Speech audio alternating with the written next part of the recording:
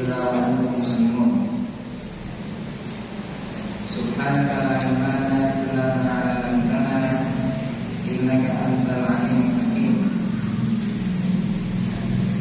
رب اشرح لي صدري ويسر لي أمري واحلل عقدة من لساني يفقهوا قولي. Hadirin sekalian yang kami muliakan, alhamdulillah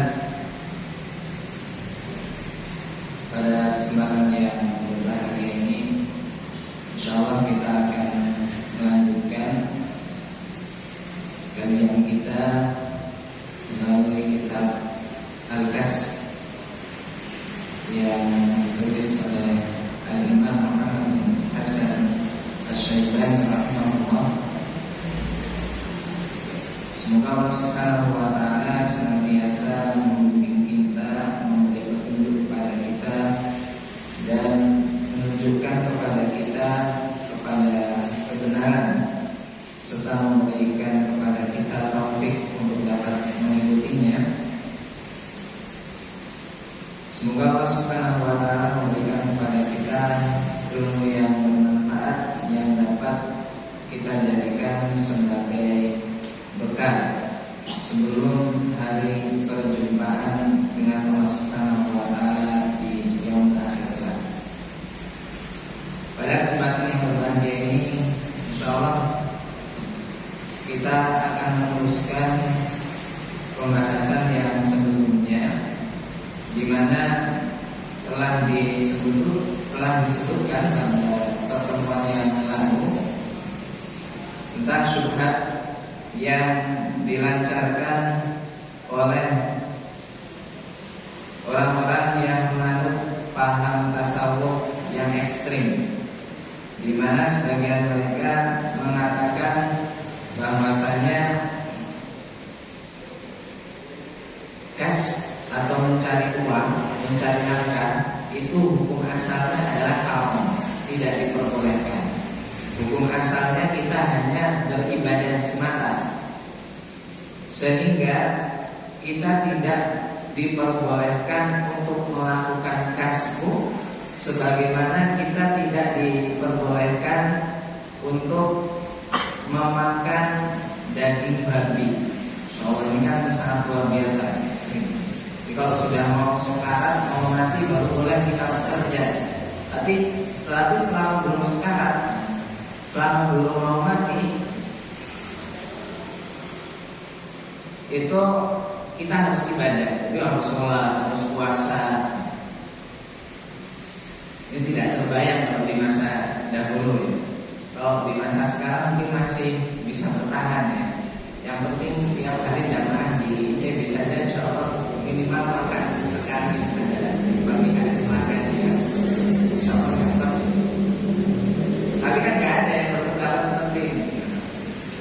Tapi kalau di zaman dahulu ini hampir sesuatu yang tidak mungkin, tidak terbayangkan bisa diamalkan.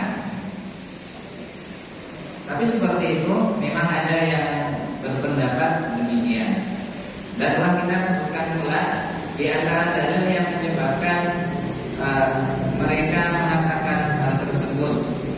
Di antaranya mereka setidaknya secara umum menyebutkan 4 hal, ya kurang lebih.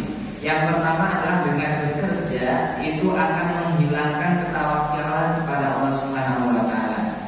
Kemudian yang kedua, dalil-dalil yang banyak dari Al-Quran dan juga As-Sunnah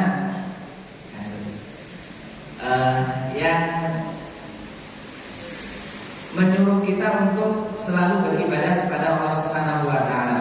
Kemudian yang ketiga, bahwasanya kalimat-kalimat perniagaan, perdagangan, jual beli yang disebutkan oleh Allah Subhanahu wa taala dalam Al-Qur'an itu maksudnya bukan makna secara hakiki, tetapi itu adalah najis.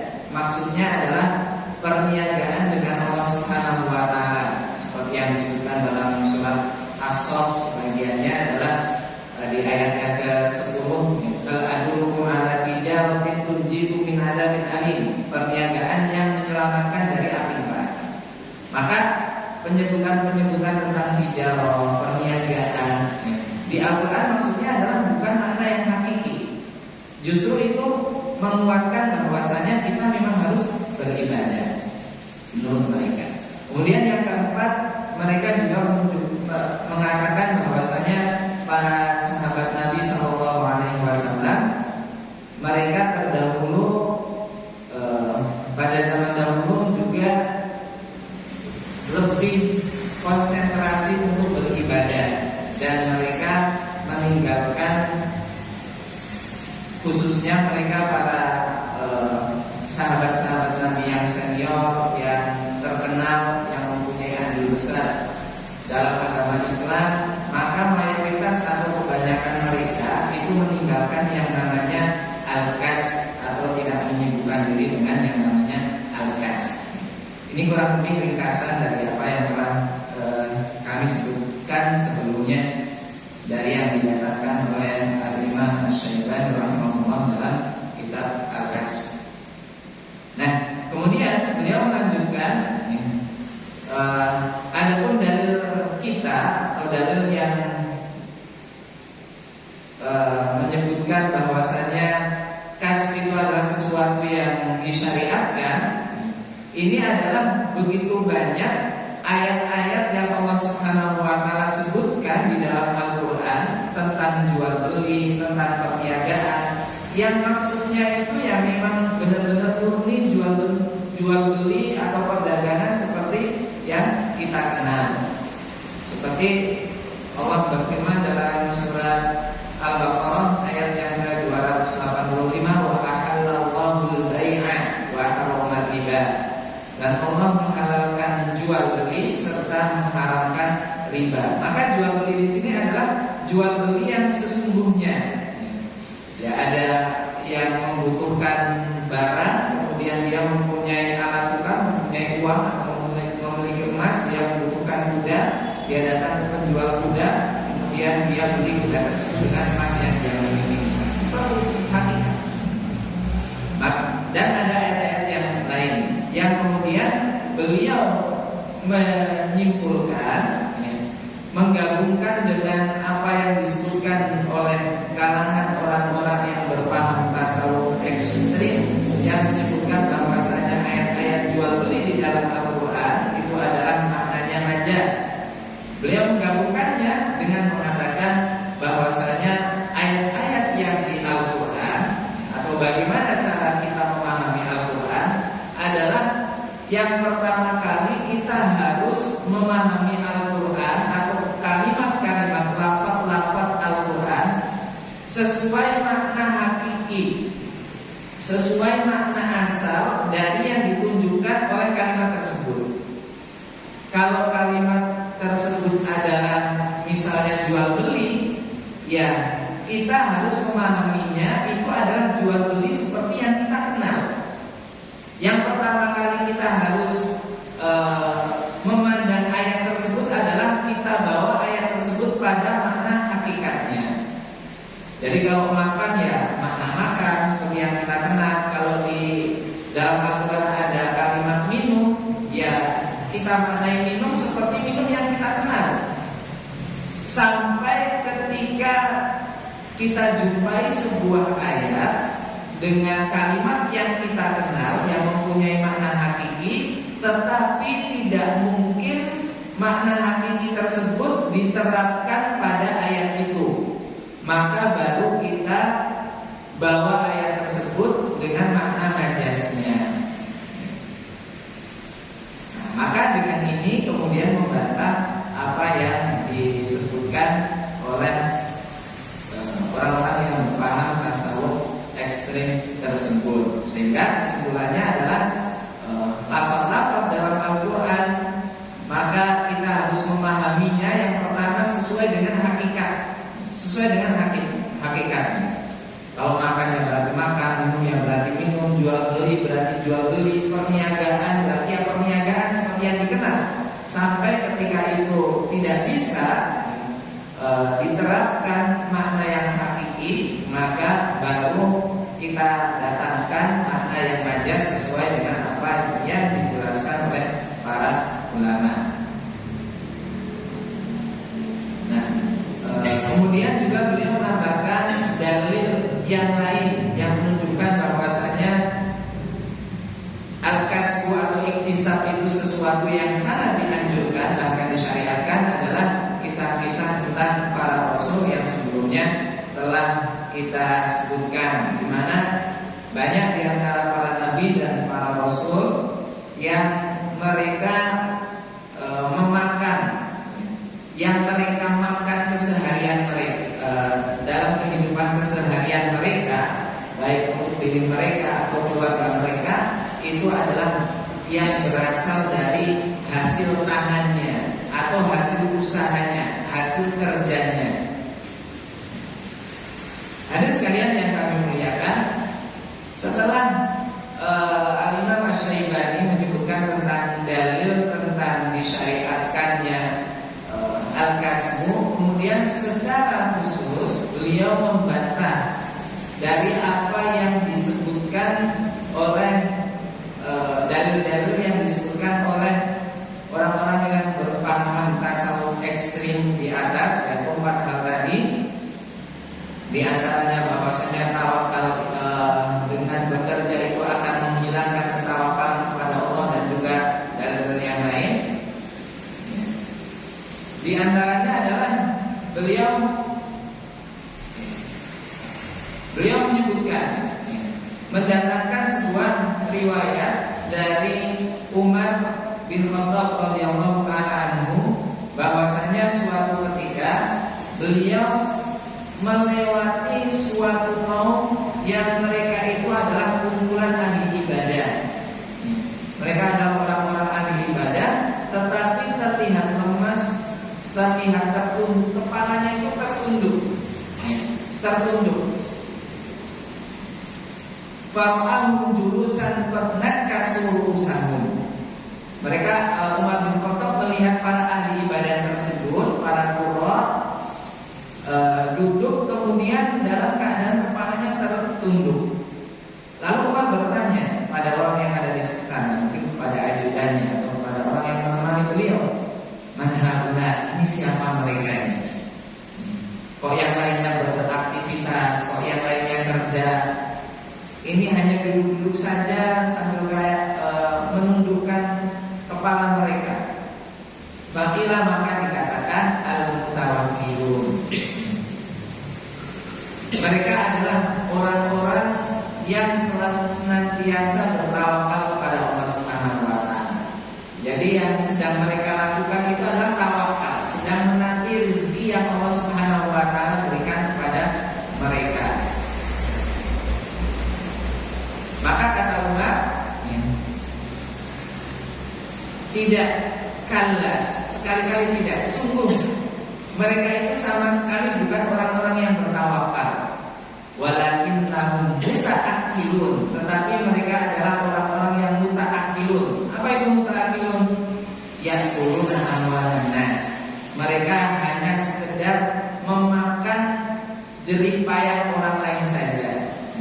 Itu bukan tawakal, kata Umar. Kemudian Umar baru mengatakan konsep tawakal dengan membuat sebuah analogi. Jadi kalau kita melakukan yang seperti ini, itu baru yang namanya tawakal. Beliau mengatakan, ala unabbiukum manil mutawakkil. Maukah aku beritahukan kepada kalian siapa itu sebenarnya orang yang benar-benar bertawakal kepada Allah? Faqila, maka dikatakan kepada beliau, na'am, iya. Faqala, maka kemudian Umar mengatakan, walladzi yulqil habba fil ardh tsumma yatawakkalu 'ala Allahi 'ala rabbih azza wa jalla. Orang yang bertawakal itu adalah seseorang yang dia melemparkan biji ke dalam tanah atau menanam bibit, kemudian baru mereka bertawakal kepada Allah Subhanahu wa taala. Jadi harus ada hal yang diupayakan terlebih dahulu. Baik. Kemudian dalam riwayat yang lain ada tambahan, ya masyaallah, wahai para qari, orang-orang yang selalu mengedepankan membaca Al-Quran, beribadah kepada Allah Subhanahu wa Ta'ala, dan meninggalkan bekerja untuk mencari nafkah. Irfa'u ru'usakum, angkatlah kepala-kepala kalian, waqtasibu li anfusikum, dan bekerjalah untuk maslahat diri kalian sendiri. Jadi perbuatan mereka ini ditentang oleh umat, sehingga ini membantah dengan sangat jelas sekali anggapan mereka bahwasanya kibar sahabat, sahabat-sahabat yang besar, mereka kebanyakan itu memfokuskan diri mereka untuk beribadah. Mungkin yang sampai kepada mereka adalah berita-berita tentang ibadah atau luar biasanya ibadah mereka, sehingga mereka menganggap mungkin, wah, gak mungkin orang yang mempunyai ibadah level seperti ini itu sempat bekerja. Bisa jadi.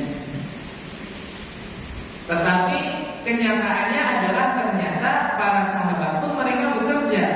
Itu menunjukkan luar biasanya generasi emas umat Nabi SAW, generasi sahabat, di mana mereka mempunyai ibadah yang luar biasa, tetapi mereka tidak kemudian terlena atau tidak kemudian meninggalkan kewajiban mereka untuk mencari nafkah.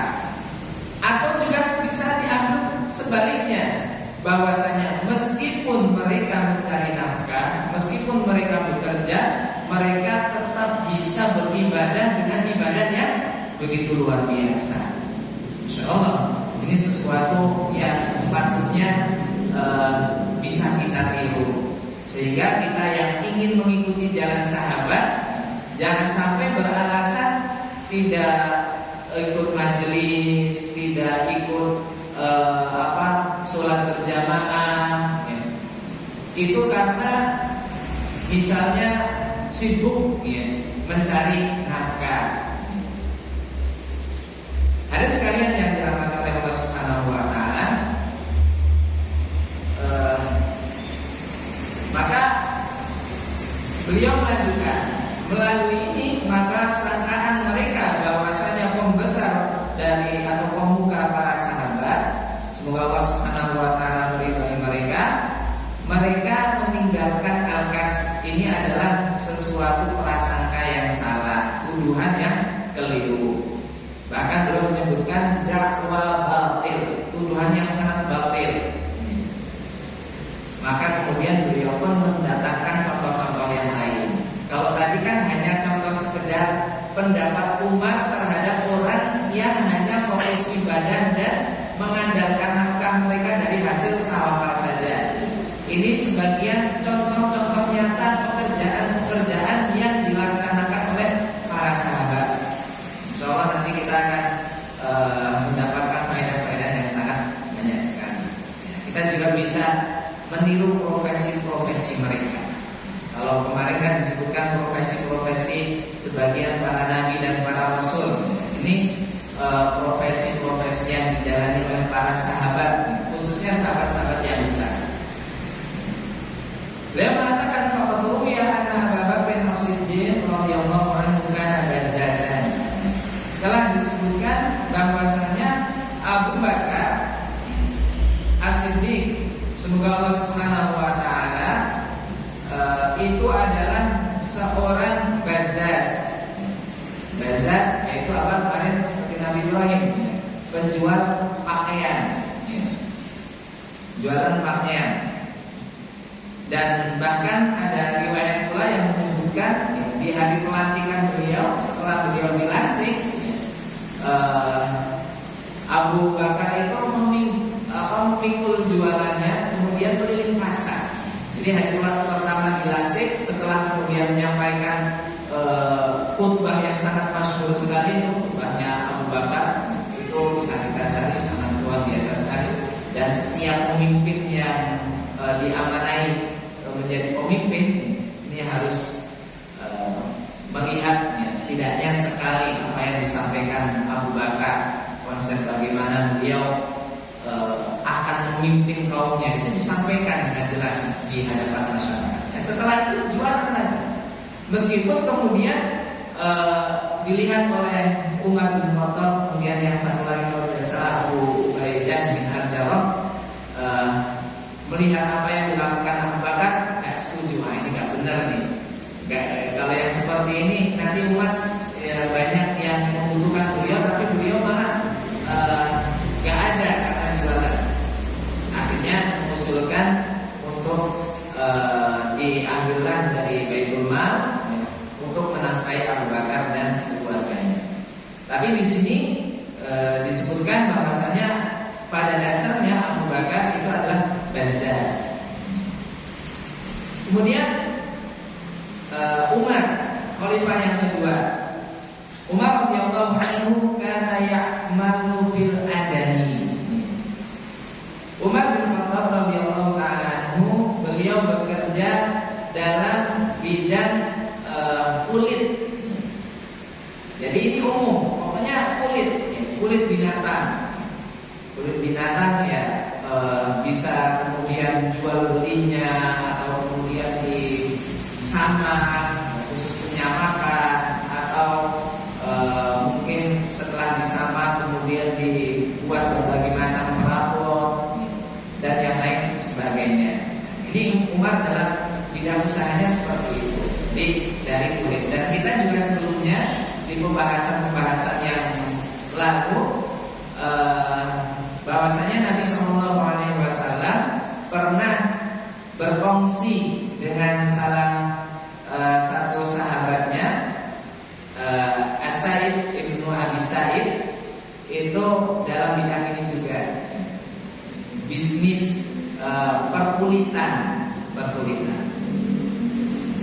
Kemudian Utsman bin Affan, khalifah ketiga.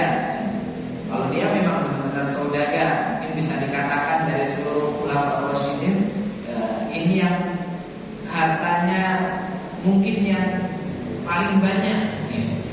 Setidaknya kalau kita melihat riwayat-riwayat yang menyebutkan tentang kekayaan beliau, termasuk ketika bagaimana yang digambarkan ketika beliau berinfak dan bersedekah di jalan Allah Subhanahu wa taala.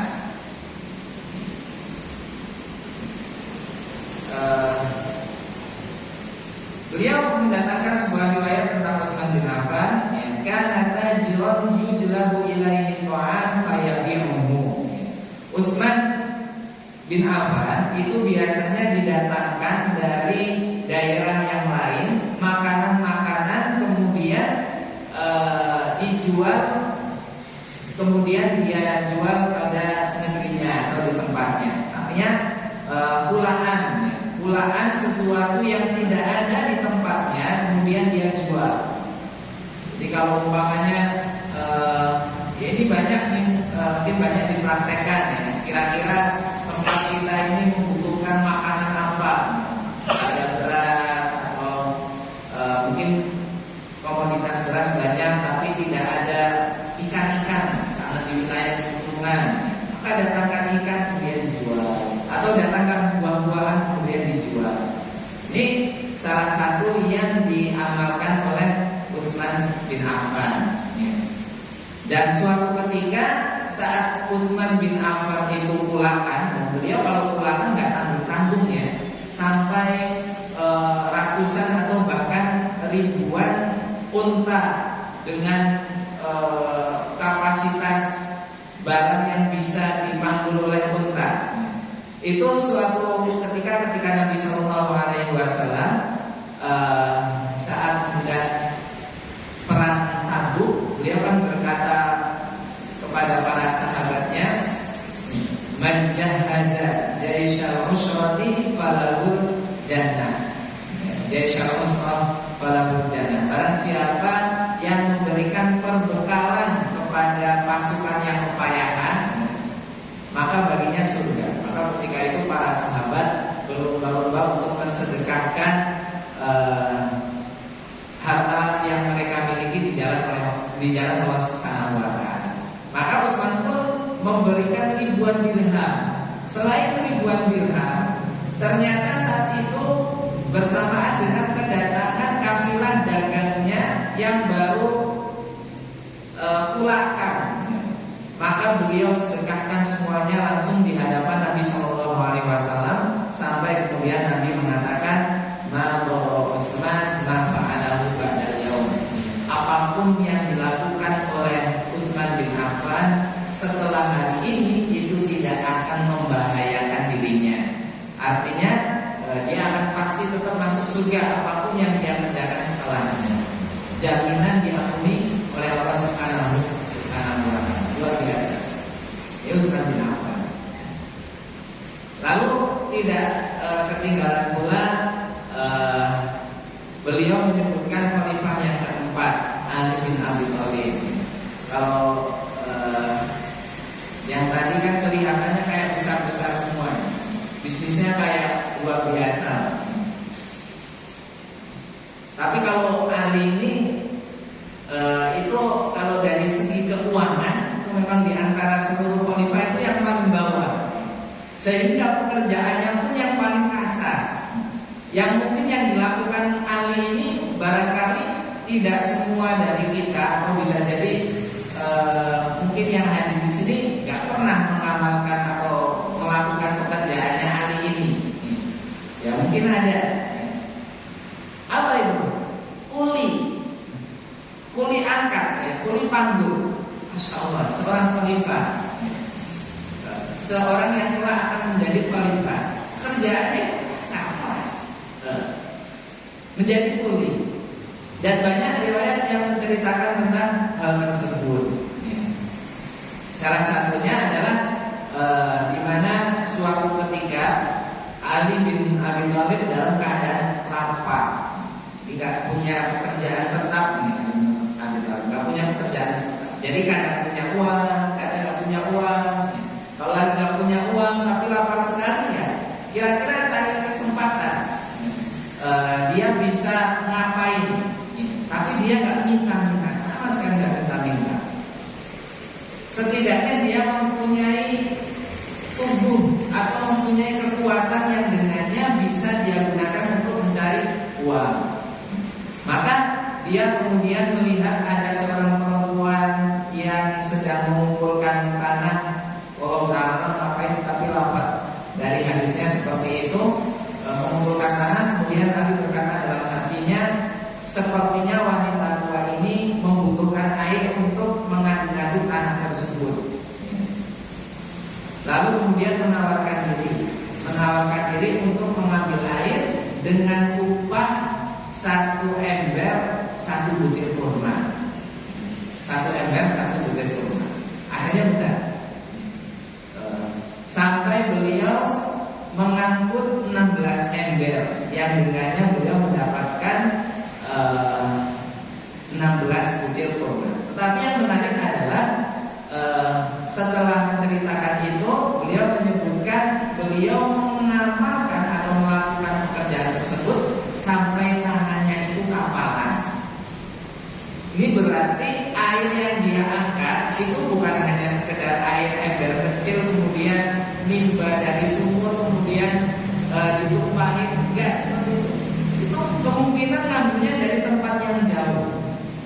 Karena level seperti Ali bin Abi Thalib yang tebasan tangannya itu sampai sekali tebas itu bisa membunuh, bisa menebas musuh menjadi 2 bagian. Hanya 16 ember per tangannya kapalan.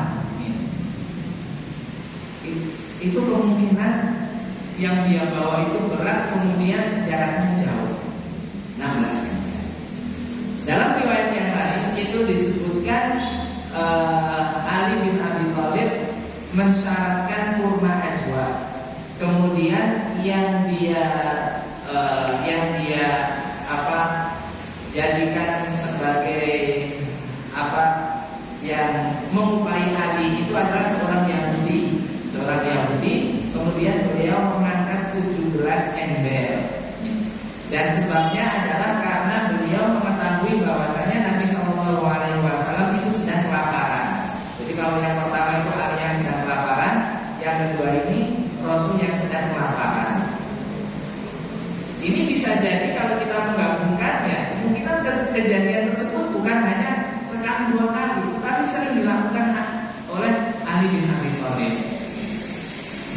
Karenanya kalau kita pergi ke pasar, misalnya lihat ada kuli panggul, kita jangan lagi meremehkan.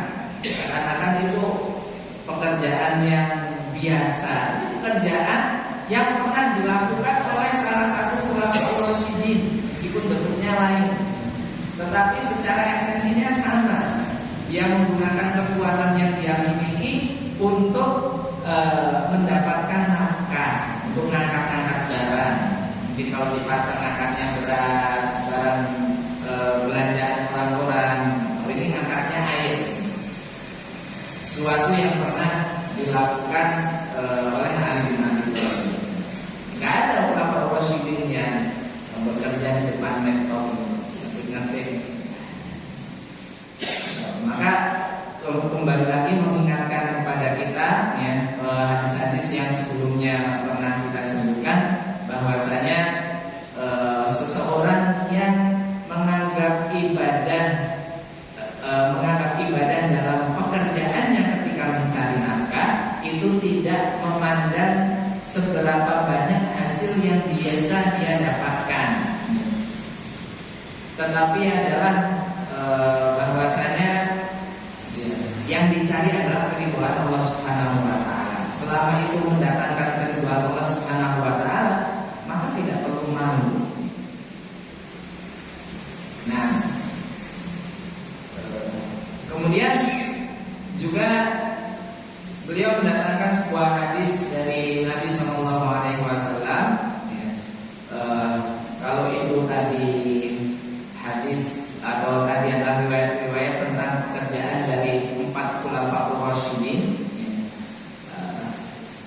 beliau juga mendatangkan salah satu muamalah yang pernah dilakukan oleh Nabi Shallallahu Alaihi Wasallam, yang menunjukkan bahwasanya selain khulafaur rasyidin itu sahabat-sahabat yang lain juga bekerja jual beli, dan yang menjadi pembelinya itu adalah Nabi Muhammad. Dan Nabi tidak melarang itu, justru malah membelinya, menunjukkan kalau umpamanya jual beli itu adalah dilarang, gak mungkin Nabi akan membelinya. Karena nanti ketika Nabi jual beli ini ada kejadian yang menarik. Kita baca. Kemudian ada sebuah hadis yang sahih, sahih fil hadis, anna Nabi sallallahu alaihi wasallam ishtara sarawila bidirhamaini. Bahwasanya Nabi sallallahu alaihi wasallam suatu ketika itu membeli celana dengan 2 dirham. Wa qala lil wazan, dan berkata kepada seseorang yang suka menimbang, yang tugasnya itu adalah menimbang, beliau mengatakan zid wa arjih, timbanglah dan lebihkanlah. Fa inna ma'asyiral anbiya hakadha nasim, karena kami para nabi demikianlah metode kami dalam menata atau dalam menimbang. Ini hadis yang disampaikan beliau Imam Asy-Syaibani di sini dengan ringkas. Tetapi hadisnya sebenarnya lebih panjang dari itu, di mana Nabi Shallallahu Alaihi Wasallam itu membeli pakaian di penjual pakaian. Tetapi saat membeli pakaian, Nabi melihat ada orang yang sedang menimbang.